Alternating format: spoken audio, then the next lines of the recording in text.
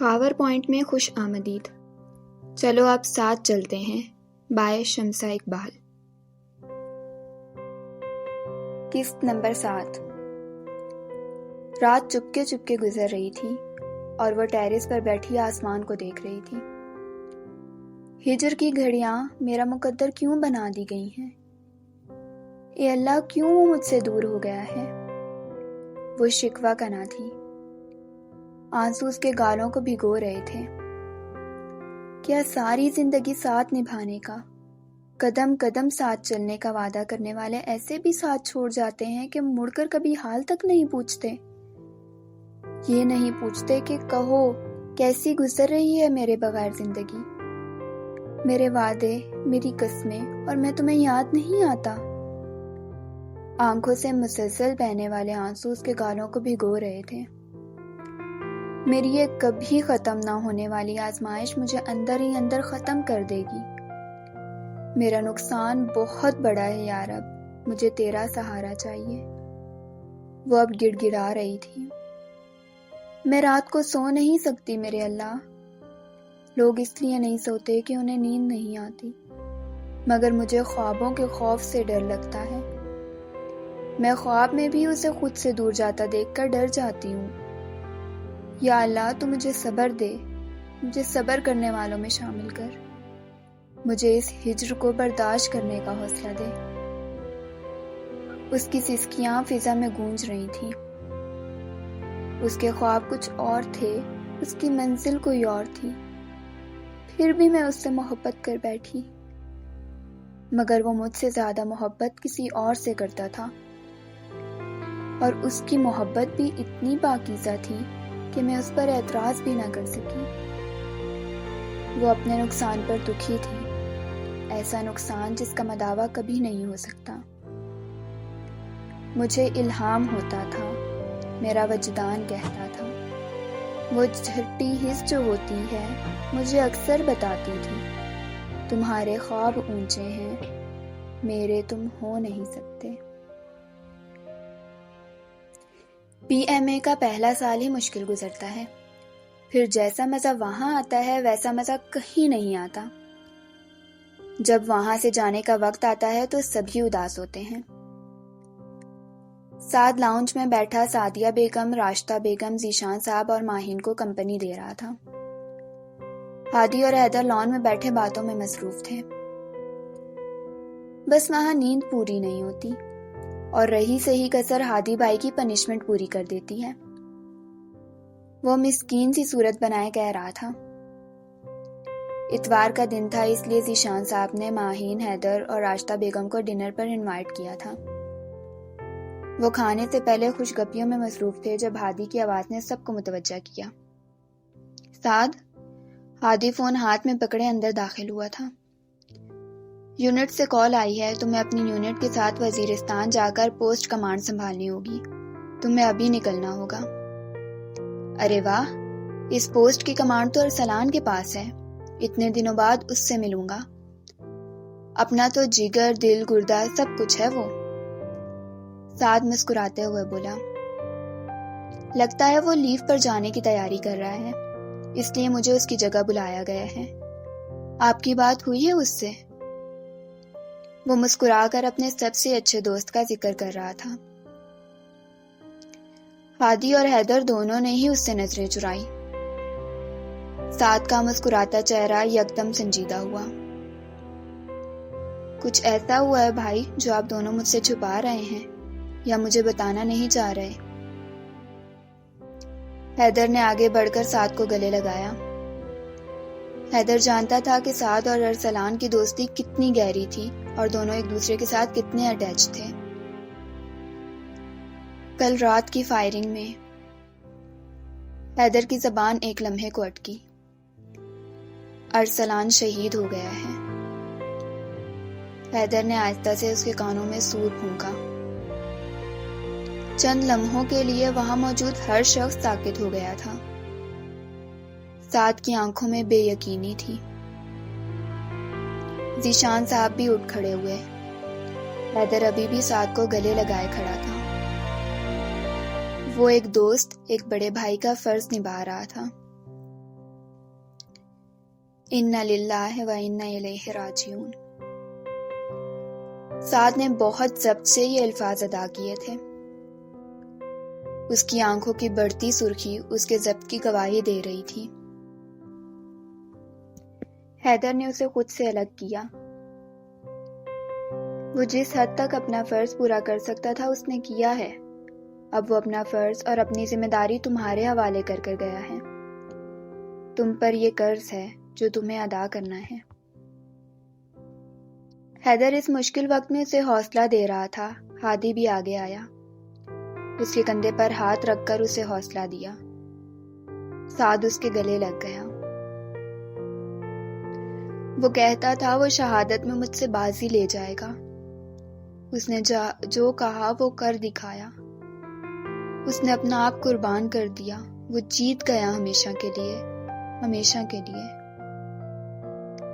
ایک آنسو اس کی آنکھوں سے گرا، ایک ایسے دوست کے لیے جو اس ملک کے لیے جان مار گیا تھا اور اپنے پیچھے بہادری کی عظیم مثال کے ساتھ ساتھ کچھ روتی آنکھیں چھوڑ گیا تھا۔ وہ 3 بہنوں کا اکلوتا بھائی، ماں باپ کا اکلوتا لخت جگر، اپنا فرض ادا کرتے ہوئے شہادت جیسے عظیم رتبے پر فائز ہو گیا تھا۔ تم ٹھیک ہو؟ تم ڈیوٹی جوائن کرنے کی حالت میں نہیں ہو کیا؟ میں جانتا ہوں یہ تمہارے لیے ایک مشکل مرحلہ ہے، ہادی نے نرمی سے پوچھا۔ یہ ڈیوٹی ایک فرض کے ساتھ ساتھ ایک قرض بھی ہے بھائی۔ میں ارسلان کی مجھے دی گئی ذمہ داری اچھے سے نبھاؤں گا۔ اس نے میرا نام لیا۔ یہ اس بات کی علامت ہے کہ اسے اپنے آخری وقت میں بھی میں یاد تھا اور اسے مجھ پر بھروسہ تھا کہ یہ کر سکتا ہے۔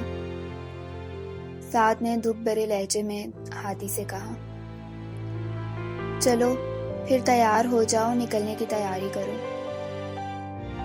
حیدر نے اس کا کندھا تھپکتے ہوئے کہا۔ ماہین دھوپ میں گری بیٹھی تھی۔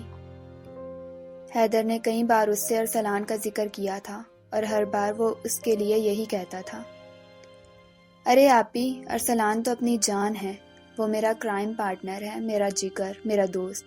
ہم دونوں کی دوستی سے سب واقف ہیں۔ لوگ رات کو اپنی گرل فرینڈ، منگیتر اور بوائے فرینڈ کے میسج کا انتظار کرتے ہیں اور میں ارسلان کے میسج کا۔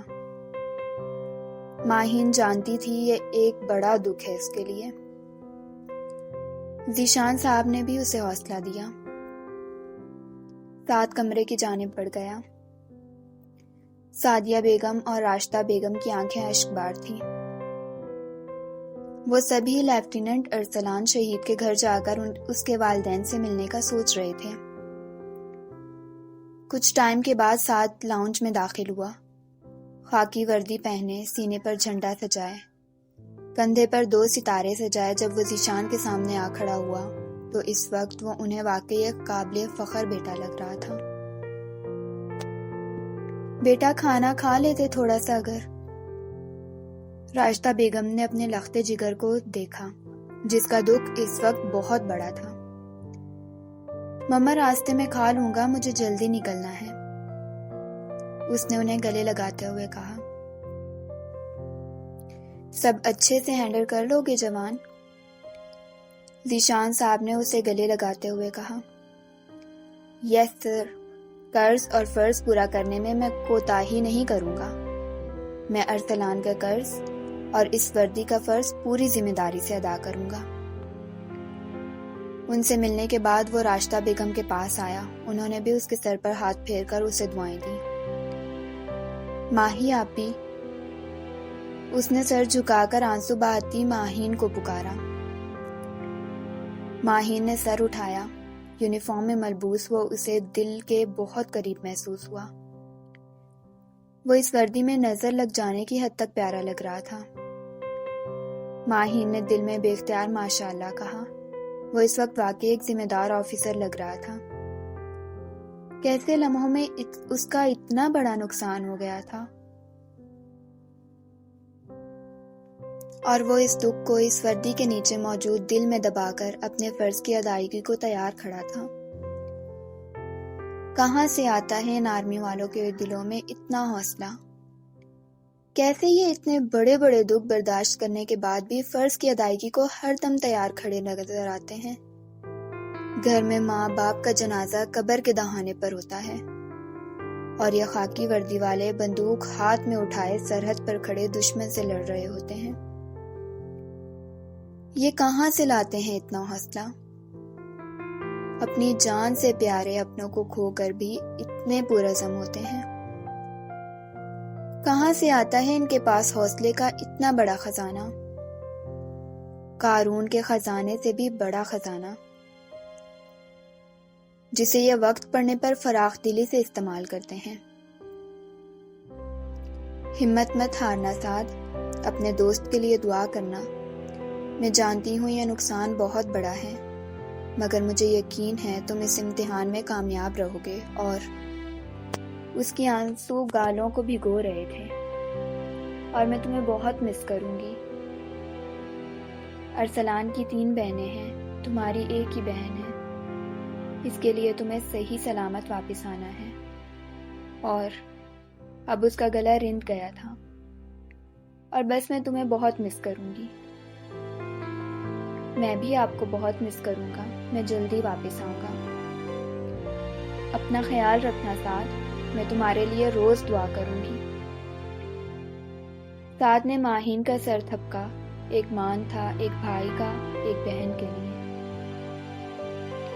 سعد، دیر ہو رہی ہے، چلو اب۔ میں اور حیدر تمہیں اسٹیشن تک چھوڑ آتے ہیں۔ آگے یونٹ کی گاڑی پہنچ جائے گی، وہ تمہیں لے جائے گی۔ ہادی نے اسے پکارا تو وہ گیٹ کی جانب چل پڑا۔ میں تمہیں نہیں کہوں گا کہ ڈیوٹی اچھے سے پوری کرنا، کیونکہ میں جانتا ہوں میرا بھائی اپنا فرض ادا کرنے میں کوتاہی نہیں کرے گا۔ تم ایک ذمہ دار آرمی آفیسر ہو اور مجھے تم پر فخر ہے۔ ہادی اس کے ساتھ چلتے ہوئے اس سے کہہ رہا تھا، یہ اعتماد، یہ یقین، یہ ایک اعزاز تھا، ایک حوصلہ تھا اس مشکل گھڑی میں، ایک بھائی کی طرف سے۔ وہ سب کو خدا حافظ کہتا ہوا ہادی اور حیدر کے ساتھ رخصت ہو گیا، دل میں ایک سب سے اچھے اور قریبی دوست کا دکھ دبائے۔ وہ منزل کی طرف رواں دواں تھا۔